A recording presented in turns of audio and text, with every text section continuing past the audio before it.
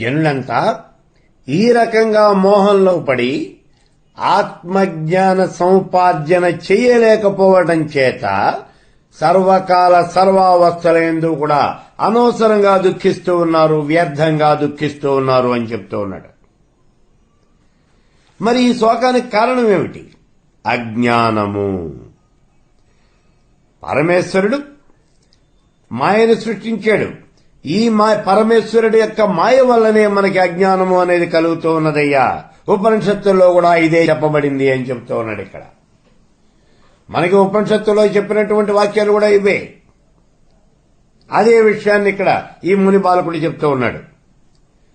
మాయ అనేది మానవుల్ని ఆవరించి ఉన్నది. ఈ అజ్ఞానం కూడా ఆ పరమేశ్వరి యొక్క అంశయే. అందువల్ల ఆత్మజ్ఞానము అనేది మాయామూలకమవుతూ ఉన్నది. అంటే మాయ తొలగితేనే ఆత్మజ్ఞానం కలుగుతుంది, లేకపోతే ఆత్మజ్ఞానం కలగదు. ఆత్మతత్వము అనే తెలుసుకోలేనంత కాలం జనులు ఈ రకంగా శోకిస్తూనే ఉంటారు, దుఃఖిస్తూనే ఉంటారు. ఆత్మతత్వము అనేది ఎప్పుడైతే తెలుస్తుందో అప్పుడు ఇంకా శోకము దుఃఖము అనేటటువంటి ఉండవు. నిద్రలో ఉన్నటువంటి వాడు తాను నిద్రపోతూ ఉన్నాను అని తెలుసుకోలేక దొంగలు తన యొక్క సర్వస్వాన్ని దోచుకుపోతూ ఉన్నారు అని చెప్పేసి కలగని దుఃఖిస్తూ ఉంటాడు. పెద్ద ఏడుస్తూ ఉన్నాడు. తీరా పక్క వాళ్ళు వచ్చి నిద్ర లేపారు. నిద్ర లేచిన తర్వాత ఇప్పుడు తెలిసింది తాను కన్నది ఒక కళ అని. ఇక అతనికి బాధ అనేది ఉండదు. ఎందుకని అంటే ఇదంతా ఒక కళ, ఇది నిజం కాదు. ఈ విషయం అతనికి తెలిసింది కాబట్టి బాధ అనేది ఉండదు. అలాగే చూడు, గారడీవాడు ఓ పెద్ద పాముని సృష్టించాడు. ఆ పాముని చూసి అక్కడున్న వాళ్ళంతా కూడా బెదిరిపోయారు, అదిరిపోయారు, పారిపోతూ ఉన్నారు. కానీ అది గారడీవాడి పాము, నిజమైనటువంటి పాము కాదు అని అందరికీ తెలిసిపోయింది. ఇంకా వాళ్ళకి దాని మీద భయం ఉండదు. ఆ పామును చూస్తే వాడికి భయం అనేది ఉండదు. అలాగే ఈ మాయను గురించి కూడా నువ్వు తెలుసుకోవాలి. ఇదంతా మాయ అనేటటువంటి విషయం తెలుసుకోవాలి. ఎప్పుడైతే గారడీ వాడి యొక్క పాము అని వాళ్ళకి తెలిసిందో వాళ్ళు దాన్ని చూసి భయపడకపోగా అలా భయపడుతున్నటువంటి వాళ్ళని చూసి వీళ్ళు నవ్వుతారు. అట్లాగే మనం కూడా ఇదంతా మాయా అని తెలుసుకున్నటువంటి రోజున ఈ మానవుడు అంటే ఆత్మజ్ఞాన సంపన్నులు మాయని అతిక్రమించిపోతారు. ఇలా మాయని అతిక్రమించినటువంటి వాడు, మాయని జయించినటువంటి వాడు ఎప్పుడూ కూడా దుఃఖించడు. కాబట్టి ఓ రాజా, నువ్వు ఇప్పుడు ఆత్మతత్వాన్ని గురించి తెలుసుకో, ఈ మాయ నుంచి తరించవలసింది అన్నాడు. అంటే ఆత్మతత్వాన్ని గురించి గనక తెలుసుకున్నట్లయితే ఈ మాయ నుంచి నువ్వు బయటపడతావయ్యా అన్నాడు. ఆ మాటలు విన్నాడు ఈ మునిబాలకుడు. మునిబాలకుడు చెప్పినటువంటి మాటలన్నీ కూడా విన్నాడు మహారాజు. ఇప్పుడంటూ ఉన్నాడు, మునిబాలక, నువ్వు చెప్పినటువంటి ఉదాహరణలు ఏవో చెప్పావు. నిద్రపోతూ ఉన్నప్పుడు వచ్చినటువంటి కళలు అన్నావు, గారడీవాడు సృష్టించినటువంటి పాము అన్నావు. ఈ ఉదాహరణలు ఏమీ నాకు నచ్చలేదు, అవే నాకు తృప్తిగా లేవు. ఎందుకంటే కళలో మనం చూసేది గాని, గారడీవాడు మనకి చూపించేది గాని ఇదేది కూడా నిజమైంది కాదు. కేవలము ఇది ఉన్నట్లుగా భ్రాంతిని మాత్రమే వాళ్ళు కలగజేస్తూ ఉన్నారంతే. ఇక్కడ భ్రాంతి కలుగుతోందంటే కళలో కనిపించేటటువంటి పదార్థాలు ఏవి కూడా సత్యమైనటువంటివి కాదు. చూడండి, కళ్ళలో కనిపించేటువంటి ఏవి కూడా సత్యమైనటువంటివి కావు. ఎందుకంటే మనకి మెలకు రాగానే కళ కాస్త కరిగిపోతుంది. కానీ జాగ్రత్త అవస్థలో కనిపించేటటువంటి పదార్థాలన్నీ కూడా సత్యమైనటువంటివి. చూడండి, మనకొచ్చే అనుమానాలే అడుగుతూ ఉన్నాడు ఇప్పుడు ఈ మహారాజు. మళ్ళీ జాగ్రత్త అవస్థలో మనకు కనిపించేటువంటి పదార్థాలన్నీ కూడా ఇవన్నీ సత్యమైనటువంటివి. ఎలా సత్యమైనటువంటివి అని తెలుస్తోంది మనకి అంటే, ఈ పదార్థాలన్నీ మనం వాడుకోవచ్చు, వాటిని చేత్తో ముట్టుకోవచ్చు, వాటిని మనం అనుభవించవచ్చు. కలలో కనిపించినటువంటి పదార్థాల్లాగా కాదు ఇవి స్థిరంగా ఉంటాయి మన దగ్గర. ఇప్పుడు మన కంటికి ఒక కుర్చీ కనిపించింది, ఆ కుర్చీని చూసాం, కుర్చీని పట్టుకున్నాం, అటు ఇటు తిప్పాం, కుర్చీ వేసుకున్నాం, మనం దాంట్లో కూర్చున్నాం. కాబట్టి ఇది మనకి సత్యం అని కనిపిస్తోంది. కల్లో ఉన్నటువంటి కుర్చీలో మనం కూర్చోం. మరి ఇప్పుడు ఇది సత్యంగా కనిపిస్తూ ఉన్న జాగ్రత్త అవస్థలో కనిపించేది.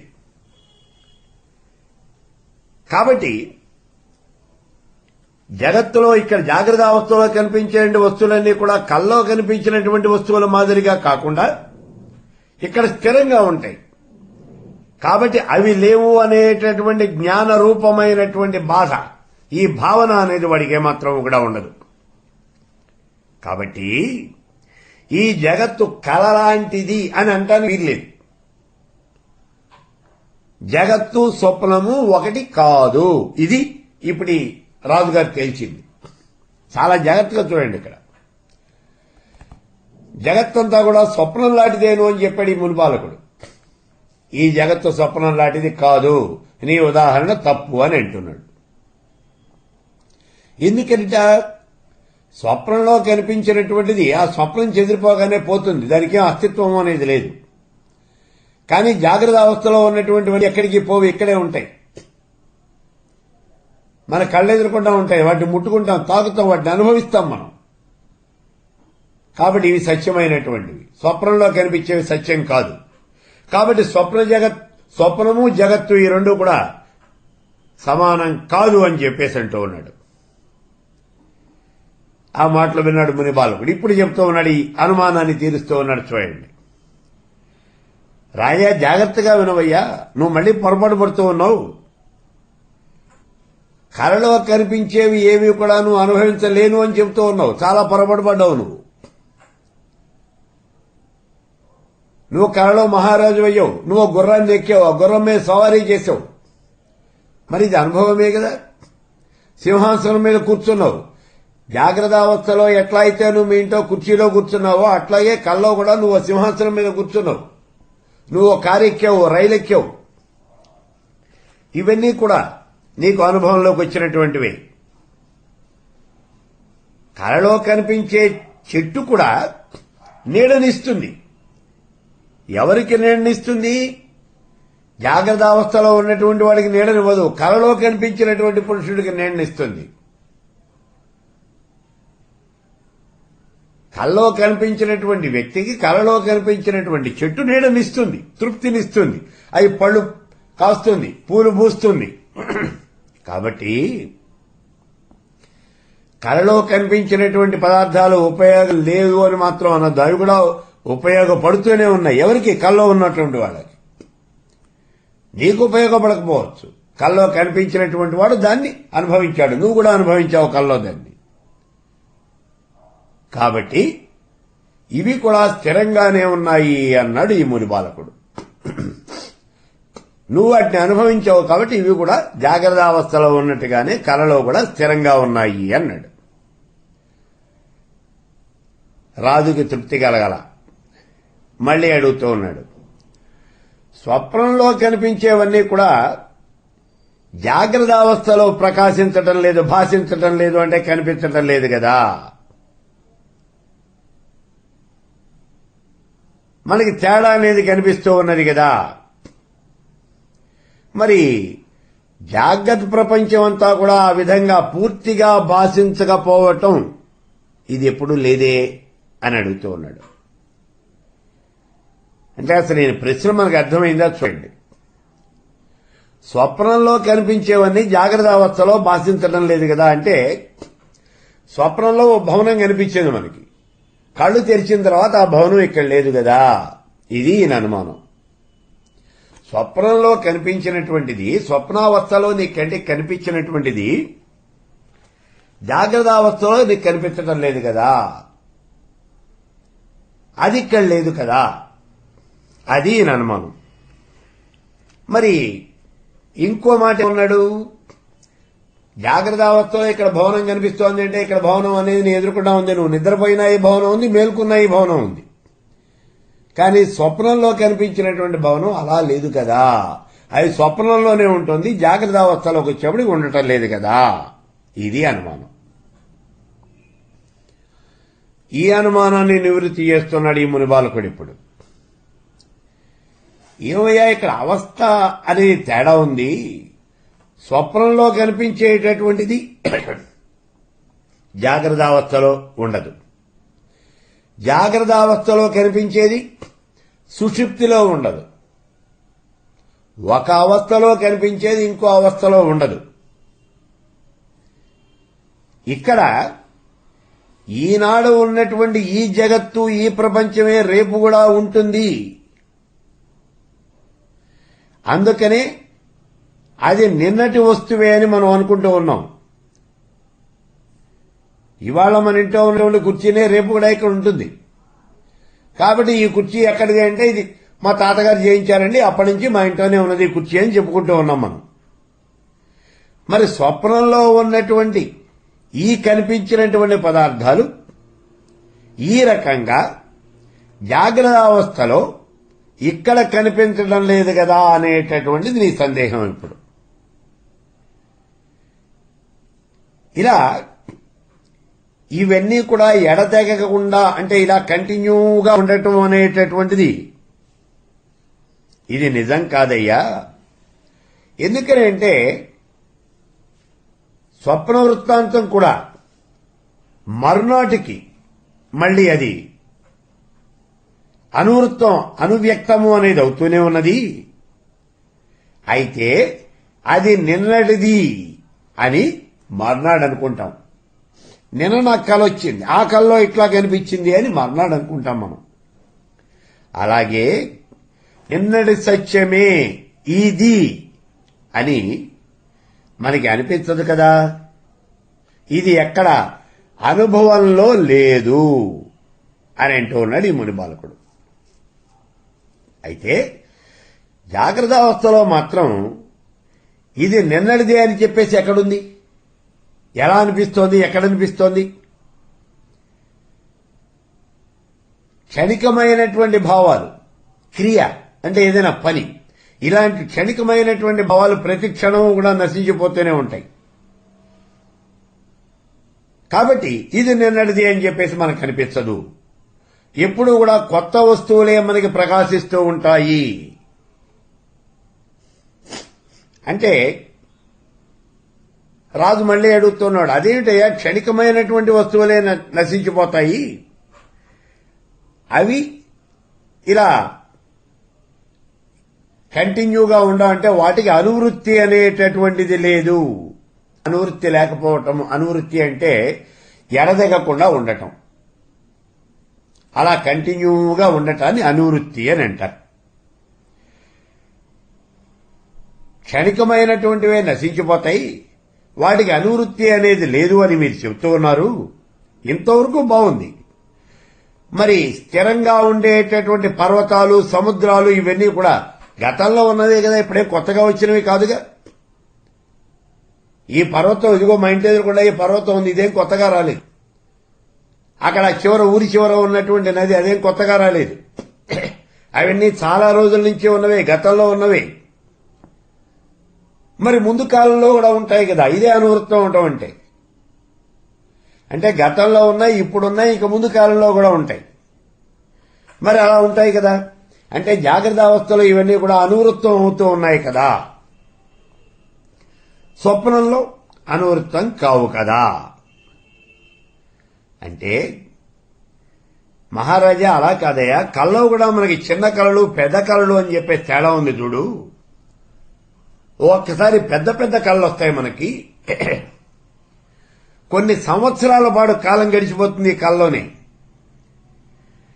చాలా కాలం కిందట మనకి ఉన్నటువంటి కుమారులు, మిత్రులు, వాళ్ళు అప్పుడు కూడా ఉన్నారు అని చెప్పేసి అనిపిస్తూ ఉంటుంది.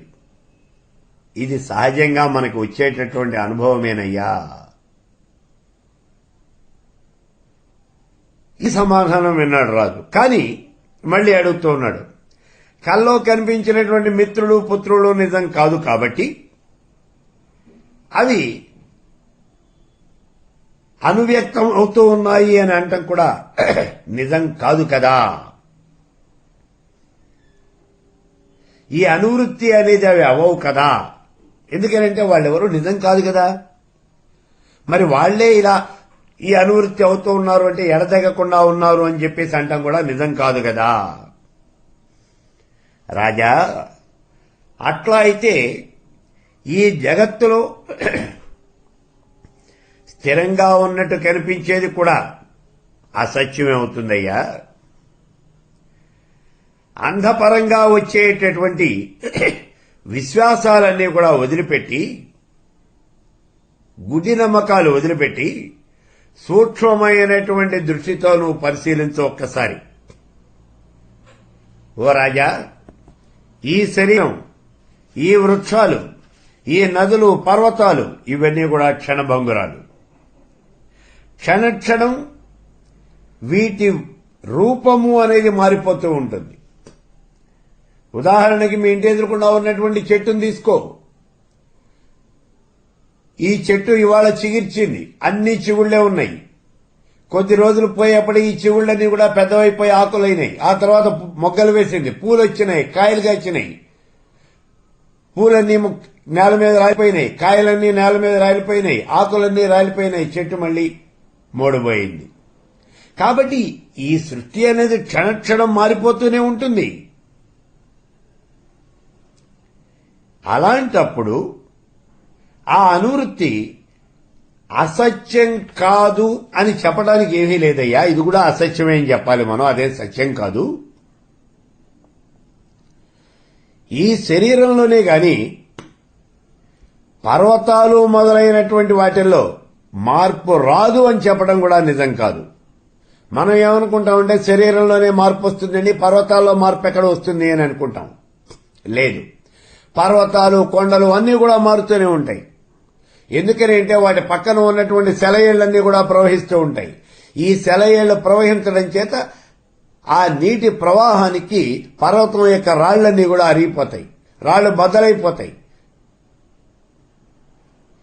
ఒకవేళ ఇక్కడ సెలయేళ్లు లేవు కదా అని అన్నారనుకోండి, ఇలాంటి చోట్ల ఎలుకలు, పందికొక్కులు వాటిలోకి సొరంగాలు పెట్టేసి వాటిని పగలగొట్టేస్తూ ఉంటాయి.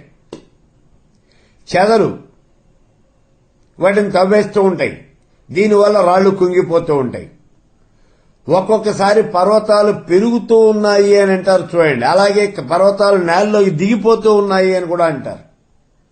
మన శాస్త్రవేత్తలు చెప్తూ ఉంటారు, పర్వతాలు పైకి ఎదుగుతూ ఉన్నాయి అంటారు, పర్వతాలు నేలలోకి దిగిపోతూ ఉన్నాయి అంటారు. ఇలాగే పర్వతాలు ఏమిటి, నదులు కూడా, సముద్రం కూడా. గతంలో ఎప్పుడో ఈ ప్రాంతంలో నది ఉండేది అంటారు, ఇప్పుడు ఈ ప్రాంతంలో నది లేదు. ఈ నది ఇప్పుడు కొన్ని మైళ్లకు అవతల దూరంలో ఉన్నది, వాళ్ళు చెప్పినటువంటి నది. ఇవన్నీ ఏమిటి అంటే ఈ మార్పు అనేది సహజమయ్యా. ఈ రకంగా ఇవన్నీ కూడా తమ యొక్క రూపాన్ని కోల్పోతాయి. రాజా, నువ్వు ఒక శరీరమే మార్పుకు గురవుతుంది అనుకుంటున్నావు కాదు, మన కంటికి కనిపించే ప్రతిదీ కూడా మార్పుకు గురవుతుంది. ఇలా చెప్పాడు. ఇదంతా విన్నాడు రాజు. ఒక్క క్షణం ఆలోచించాడు. ఏం సమాధానం చెప్పాలో తెలియలా. కానీ ముని బాలకుడు చెప్పినటువంటి మాటంతా కూడా, ఈ విషయం అంతా కూడా అంగీకరించడానికి ఇంకా ఎందుకనో అతని తృప్తి అనేది కలగటల్లా. చూస్తున్నాడు. అయితే మళ్లీ చిన్న అనుమానం వచ్చింది. కార్యరూపంలో కాకపోతే కారణ రూపంలో అయినా సరే అనువృత్తి అనేది ఉంటుంది కదా. ఇప్పుడు మళ్లీ ఇది అనుమానం. కార్యరూపంలో కాకపోవచ్చు, కారణ రూపంలో ఉంటుంది కదా అంటాడు. ముని బాలకుడు అంటూ ఉన్నాడు, రాజా, భౌతికమైనటువంటి కార్యాలన్నీ కూడా పంచభూతాల రూపంలో ఉన్నాయి. జాగ్రత్త ప్రపంచంలో లాగానే స్వప్న ప్రపంచంలో కూడా పృథివీ మొదలైనటువంటి వాటిని చూస్తూనే ఉంటామయ్యా మనం మన కళ్ళతో. అక్క ఇది స్వప్నంలో, స్వప్న పురుషుడు వాటిని అనుభవిస్తూనే ఉంటాడు. జాగ్రత్త అవస్థలోనేమో నువ్వు అనుభవిస్తూ ఉన్నావు ఇక్కడ ప్రత్యక్షంగా. స్వప్నావస్థలో స్వప్న పురుషుడు ఇవన్నీ కూడా అనుభవిస్తూనే ఉంటాడు అని చెప్పాడు. మళ్ళీ అనుమానం. స్వప్నంలో కనిపించినటువంటివి స్వప్నం అయిపోయిన తర్వాత, కల అయిపోయిన తర్వాత ఇంకా మళ్ళీ కనిపించవు. కానీ జాగ్రత్త అవస్థలో ఉన్నటువంటి అనుభవాలు అందరికీ కనిపిస్తాయి కదా. స్వప్నంలో నాకు దెబ్బ తగిలింది, ఆ దెబ్బ అనేది నా వరకే కనిపిస్తుంది, ఆ స్వప్నంలో ఉన్న వాళ్లే చూస్తారు. కళ చెదిరిపోయిన తర్వాత ఎవరికీ తెలియదంటే నా ఒక్కడికే తెలిసి తప్పించి ఎవరికీ తెలియదు. ఆ స్వప్నంలో పక్కన ఉన్నటువంటి వాళ్ళకు కూడా ఈ విషయం తెలియదు. కానీ జాగ్రత్త అవస్థలో అట్లా కాదు. నాకు దెబ్బ తగిలింది అంటే చుట్టుపక్కల ఉన్న వాళ్ళందరూ చూస్తారు, అందరికీ తెలుస్తుంది కదా. మరి అంటే స్వప్నంలో ఉన్నటువంటి పదార్థాలు స్వప్నం తర్వాత కనిపించనట్లే జాగ్రత్త అవస్థలో ఉన్నటువంటి భావాలు సుషుప్తిలో ఉండవయ్యా. నీకు అవస్థా భేదం ఉంది ఇక్కడ. ఈ విధంగా కార్యము కారణము ఈ రెండూ కూడా జాగ్రత్త స్వప్నాలకు సమానంగానే ఉంటాయి అని చెప్తూ ఉన్నాడు. అంటే స్వప్నంలోకి జాగ్రత్త అవస్థలోకి తేడా ఉన్నాయని నువ్వంటూ ఉన్నావు. జాగ్రత్త అవస్థకి సుషుప్తికి కూడా తేడా ఉన్నదయ్యా. కాబట్టి ఈ తేడా అన్నింటికీ ఒకటే, నేను ప్రత్యేకంగా దానికే ఉన్నది అనేం లేదు, అన్నింటికీ సమానమేను. మళ్లీ అనుమానం.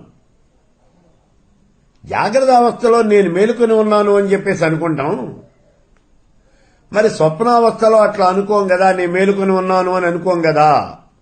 ఇది అనుమానం. ఇప్పుడు ఇక్కడ కలలో చూసినటువంటి విషయాలు పూర్తిగా గాని లేదా కొన్ని గాని మళ్లీ జాగ్రత్త అవస్థలో స్మరించడం అనేది జరుగుతుంది. అలాగే జాగ్రత్త అవస్థలో ఉన్నటువంటి విషయాలు స్వప్నంలో చూస్తాడు. కలొచ్చినప్పుడు తాను నిద్రపోతూ ఉన్నాను అని అనుకోడు, తాను మెలకువగా ఉన్నాను అని అనుకుంటాడు. ఈ రకంగా గతంలో ఉన్నటువంటి అనుభవ జ్ఞానం జాగ్రత్త అవస్థకి స్వప్నావస్థకి రెండింటిలోనూ కూడా ఈ జ్ఞానము, అనుభవ జ్ఞానము, పూర్వానుభవ జ్ఞానము అనే సమానంగానే ఉంటుంది. అందుకే ఈ రెండింటికి తేడా అనేది లేదు. ఒకవేళ తేడా గనుక ఉన్నట్లయితే కల్లో కనిపించినటువంటి బంధునాశనం గురించి మనం దుఃఖించాలి కదా. కల నిజం కాదు అని నీకు తెలుసు, అందుకే నువ్వు దుఃఖించడం లేదు. నీ కల వచ్చింది, నీకు చాలా దగ్గర బంధువు మరణించాడు అని తెలిసింది, వెంటనే లేచి కూర్చున్నావు. ఇది కళ అని చెప్పేసి మళ్లీ మామూలు స్థితికి వచ్చేసావు. ఏం మరి వాడు చచ్చిపోయినందుకు నువ్వెందుకు దుఃఖించడం లేదు? అది కళ, నిజం కాదని నీకు తెలుసు, అందుకే నువ్వు దుఃఖించడంలా. అయితే ఈ జగత్తు సత్యము అని చెప్పేసి నువ్వు అనుకుంటూ ఉన్నావు, కళ సత్యం కాదు అన్నావు, జగత్తు సత్యము అని చెప్పేసి నువ్వు అనుకుంటూ ఉన్నావు. కళ నిజం కాదు అని అనుకున్నట్లుగానే ఈ జగత్తు కూడా నిజం కాదు, ఇది కూడా అసత్యమే అని గనక నువ్వు భావన చేసినట్లయితే ఈ జగత్తంతా కూడా శూన్యమైపోతుంది. తాడును చూసి పాము అని అనుకుంటూ ఉన్నావు, ఇది పాము కాదు తాడే అని ఎప్పుడైతే నువ్వు భావించావో అప్పుడు అది పాము అనేటటువంటి భ్రాంతి కాస్త తొలగిపోతుంది నీకు. అక్కడ మిగిలేది కేవలం తాడే. అలాగే ఈ జగత్తంతా కూడా మిథ్య అని చెప్పేసి నువ్వు భావన చెయ్యి. ఓ రాజా, ఇప్పుడు చిన్న ఉదాహరణ చెప్తాను చూడు. నేను సృష్టించినటువంటి ఈ పర్వతంలో సృష్టించినటువంటి ఈ జగత్తునే తీసుకో, అదంతా ఇట్లాంటిదే కదా, ఈ జగత్తు లాంటిదే. ఇప్పుడు ఈ పర్వతం చుట్టూ మనం ఒకసారి తిరిగి చూద్దాం రా, ఇక్కడ ఏముందో ఒకసారి చూడు అని చెప్పి రాజును చేయబట్టుకుని ఆ పర్వతం చుట్టూ తిప్పాడు. ఇప్పుడు అడుగుతూ ఉన్నాడు, రాజా చూసావా ఈ పర్వతం ఎంత చిన్నది? చాలా చిన్నది ఆ పర్వతం, అదే పెద్ద పర్వతం కాదు, ఓ చిన్న కొండ. అందుకే దాని పేరు గండశైలము అన్నాడు, ఓ కొండ. ఈ పర్వతం ఎంత చిన్నది? మరి ఇంత చిన్న పర్వతంలో ఇంత పెద్ద జగత్తును కదా ఇప్పుడు నువ్వు చూసింది. సామాన్యమైన జగత్తును చూడలేదు నువ్వు. అవి చూడటానికి కొన్ని కోట్ల సంవత్సరాలు పట్టింది నీకు. మరి ఇది కళా నిజమా ఇప్పుడు నీకు? ఈ లోకంలో ఉందా లేదా? ఈ పర్వతంలో ఒక రోజు గడిచింది అంటే ఈ లోకంలో 120 కోట్ల సంవత్సరాలు గడిచాయి. ఇందులో ఏ అనుమానం లేదు కదా. మరి ఇక్కడ ఏది సత్యం ఏది అసత్యం ఈ విషయం చెప్పు నాకు ఇప్పుడు. నువ్వు జాగ్రత్త అవస్థలోనే చూసావు, ఈ పర్వతంలోనే ఆ లోకాన్ని చూసావు. ఆ లోకంలో ఒక రోజు అంటే ఈ లోకంలో 120 కోట్ల సంవత్సరాలు అయింది. మరి ఏది సత్యం ఏది అసత్యం? రాజా, 2 వేరు కళలు వచ్చాయి నీకు. ఈ రెండింటిలోనూ ఏది నిజమైంది ఏది అబద్ధమైంది ఈ విషయం అన్నా చెప్పగలవా నువ్వు? ఒక కళ నిజము అని చెప్పావనుకో, రెండోది మాత్రం నిజం ఎందుకు కాకూడదు? ఒకటి నిజమైతే రెండోది మాత్రం ఎందుకు కాకూడదు? కాబట్టి రెండూ అబద్ధమే, రెండూ అసత్యాలే. ఈ జగత్తంతా భావన మాత్రమే. అందుచేత ఈ జగత్తంతా కూడా ఒక కలగా భావించు. శోకాన్ని వదిలిపెట్టు. స్వప్నానికి ఆధారమైనటువంటి నీ ఆత్మ అద్దం లాంటిదయ్యా. ఈ విషయాన్ని ముందు భావన చేయి. కలలో కలిగినటువంటి బంధునాశనం లేదా రాజ్యలాభం, వీటి వల్ల ఏ రకంగా సుఖము దుఃఖము నువ్వు అనుభవించకుండా ఉంటావో, అదేవిధంగా కల్లో మీ వాళ్ళు ఎవరన్నా చచ్చిపోయినా నీకు పెద్ద ఆనందం అనేది లేదు, నీకు దుఃఖము అనేది లేదు. నీకు ఏదైనా కొంత కలిసి వచ్చినా కల్లో కలిసి వచ్చింది కాబట్టి దానివల్ల నీకు ఆనందము లేదు. కలలో జరిగినటువంటి విషయాల వల్ల సుఖ దుఃఖాలు లేకుండా ఏ రకంగా అయితే ఉంటావో, అదేవిధంగా ఈ చరాచర జగత్తును కూడా ఒక కలగా భావించు. పోయిన వాళ్ల కోసం ఎవరి కోసము కూడా విచారించద్దు. పోయిన వాళ్ల కోసం అసలు విచారించద్దు. అన్ని వాసనలు కూడా వదిలేసి కేవలము ఆత్మానందాన్ని మాత్రమే అనుభవించు.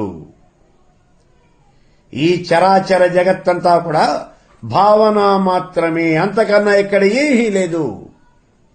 ఈ జగత్తంతా మిథ్య, ఈ జగత్తంతా కూడా భావన మాత్రమే. ఇది స్వప్నం ఎలాంటిదో ఈ జగత్తు కూడా అలాంటిదేనయ్యా.